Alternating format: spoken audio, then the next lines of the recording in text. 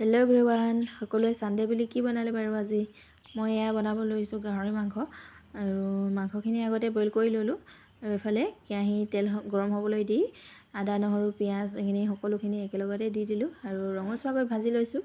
আৰু ইয়াতে দিছোঁ এতিয়া ধনিয়া পাউডাৰ আৰু জিৰা গুড়ি এইবোৰ আৰু দিছোঁ হালধি গুড়ি।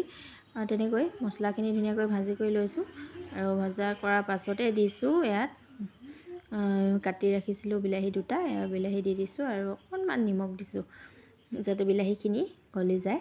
আৰু এইখিনি এতিয়া ইয়াত পানী অকণমান দিলোঁ, গৰম পানী, যাতে মছলাখিনি জ্বলি নাযায় আৰু দেই, নহ'লে আকৌ জ্বলি যাব নহয়।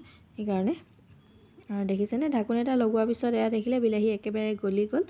আৰু বিলাহীখিনি অকণমান লৰাই কৰি লোৱাৰ পাছতে ইয়াতে মই দি দিলোঁ মাংসখিনি, বইল কৰি ৰখা মাংসখিনি। আৰু মাংসখিনি যাতে সকলোতে লাগে মছলা, তেনেকৈ ভালকৈ লৰাই কৰি ল'লোঁ। আৰু এতিয়া ইয়াত দিলোঁ দুটা কেঁচা জলকীয়া আৰু এতিয়া ঢাকোন এখন লগাই দিলোঁ। ঢাকোনখন লগোৱা এনেও বইল কৰি থোৱাই হৈছিলে, সেইকাৰণে ঢাকোনখন লগোৱাৰ পিছত ইয়াত দেখিছেনে কি ধুনীয়া তেল ওলাই আহিলে। আৰু ইয়াতে এতিয়া অকণমান মিট মছলা দিলোঁ। মিট মছলা দিয়াৰ পাছত বেছি সময় লৰাই কৰি থাকিব নালাগে আৰু মাজে মাজে এবাৰ দুবাৰ মই ঢাকোন লগাই লগাই ল' ফ্লেমতে ভাজি আছিলোঁ দেই।